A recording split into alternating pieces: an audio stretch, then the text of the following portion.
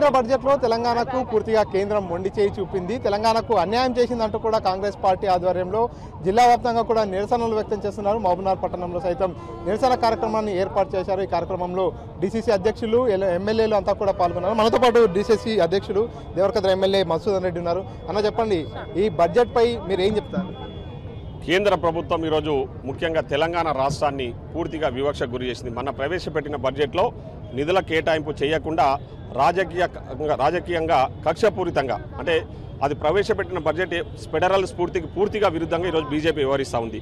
కేంద్రంలో బీజేపీ ప్రభుత్వం వాళ్ళ అవసరాల కోసం, అంటే వాళ్ళకి ఏ రాష్ట్రాలైతే ఉపయోగపడితే ఆ రాష్ట్రాలకి న్యాయం చేస్తూ మిగతా రాష్ట్రాలను చాలా పెద్ద ఎత్తున అన్యాయం చేస్తూ ఉన్నారు. ముఖ్యంగా తెలంగాణకు తీవ్రని అన్యాయం జరిగింది మన బడ్జెట్లో అని చెప్పి ఈ సందర్భం గుర్తు చేస్తూ ఉన్నాం. మనం లక్షల రూపాయలు పన్నుల రూపకంగా ఈరోజు కేంద్ర ప్రభుత్వానికి చెల్లిస్తా ఉన్నాం.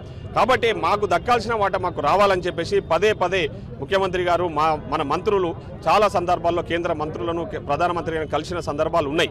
అయినా కూడా అవన్నీ పెడచెవిన పెట్టేసి ఈరోజు కేంద్రంలో రాష్ట్రాలంటే ఓన్లీ బీజేపీ ఈరోజు బీఆర్ఎస్ అని మాత్రమే భావిస్తూ ఉంది తప్ప మిగతా రాష్ట్రాలకు అన్యాయం చేస్తూ ఉంది. ఈరోజు బీజేపీకి బీహార్ కానీ ఆంధ్రప్రదేశ్ ఈ రెండు రాష్ట్రాలకు ఎందుకు ప్రాధాన్యత ఇస్తుంది? రాజకీయాల కోసం, అంటే వాళ్ళ అధికారాన్ని కాపాడుకోవడానికి ఈరోజు మనకు అన్యాయం చేస్తూ ఉన్నారు.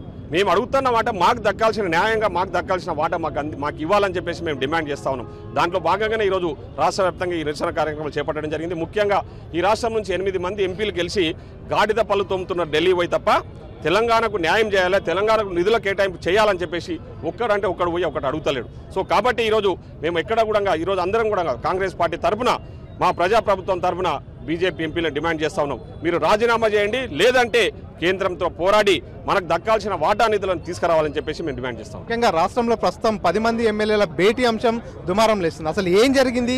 ఎవరా 10 మంది ఎమ్మెల్యేలు? ఎందుకు భేటీ కావాల్సి వచ్చింది? రకరకాల ప్రచారాలు బయట జరుగుతున్నాయి. ఒక డీసీసీ అధ్యక్షుడిగా మన జిల్లాకు సంబంధించినటువంటి ఎమ్మెల్యేలు కూడా ఆ భేటీలో ఉన్నట్టుగా తెలుస్తుంది. అసలు ఆ భేటీ సారాంశం ఏంటి? సార్, ఎమ్మెల్యేలు అనేవారు ఏదో అకేషన్లలో కలుస్తూ ఉంటారు. కొందరికి బర్త్డే సందర్భంగానో, కొందరికి ఇంకేదన్నా రకంగా డిన్నర్కో ఏదో ఒక రకంగా కలిసి మాట్లాడుకుంటూ ఉంటారు. వాళ్ళలో వాళ్ళు మాట్లాడుకుంటూ ఉంటారు తప్ప అది తిరుగుబాటనో లేకుంటే రహస్య సమావేశాలనో కొన్ని ఊహించుకొని ప్రచారాలు చేసుకుంటున్నారు తప్ప అట్లాంటి తిరుగుబాట్లు అట్లాంటి సమావేశాలు ఎలాంటివి జరగలేదు. ఎప్పుడు రెగ్యులర్గా కలిసేటట్లే వాళ్ళు ఏదో డిన్నర్కి అకేషన్ ఉండి డిన్నర్ కలిసిన కొందరు సందర్భం ఉండొచ్చు తప్ప ఇదేదో ప్రభుత్వానికి వ్యతిరేకంగానో లేకుంటే తిరుగుబాటు అని చెప్పి కొన్ని పత్రికలు, ముఖ్యంగా బీఆర్ఎస్ పార్టీకి సంబంధించిన కొన్ని పత్రికలలో తప్పుడు వార్తలు కథనాలు ప్రచురించారు. నేను అదే రోజు ఖండించడం జరిగింది. ఈరోజు ఈ ప్రజాప్రభుత్వం పట్ల మేము అందరం కూడా కాంగ్రెస్ పార్టీ తరఫున గెలిచిన ఎమ్మెల్యేల అందరం మంత్రుల పట్ల మా ముఖ్యమంత్రి గారి పట్ల పూర్తిగా విశ్వాసంతో పనిచేస్తూ ఉన్నాం. వాళ్ళు కూడా మాకు ఆ విధంగా సమయం ఇస్తూ ఉన్నారు, మాతో మాట్లాడుతూ ఉన్నారు, మా సమస్యలు పరిష్కారం చేస్తూ ఉన్నారు. కాబట్టి తిరుగుబాటు చేయాల్సిన అవసరం లేదు. నేను ఎవరైతే సంఘాలు గుద్దుకుంటున్నారో, ఎవరైతే గుమ్మడికాయలు దొంగటే భుజాలు తడుముకుంటున్నారో వాళ్ళకి చెప్తా ఉన్నా, ఈరోజు ఈ రాష్ట్రంలో ఈ 4 సంవత్సరాలు కాదు, వచ్చే 5 సంవత్సరాలు కూడా ఈ రాష్ట్రంలో కాంగ్రెస్ ప్రభుత్వమే రేవంత్ రెడ్డి గారి నాయకత్వంలో పనిచేస్తుందని చెప్పి ఈ సందర్భం గుర్తు చేస్తాం. నియోజకవర్గాల్లో అభివృద్ధి పనులు చేసుకునేందుకు నిధులు రావట్లేదు, అభివృద్ధి జరగట్లేదు అంటూ కూడా పూర్తిగా ఎమ్మెల్యేలంతా కూడా చర్చించుకున్నట్టు కూడా చర్చ జరుగుతుంది.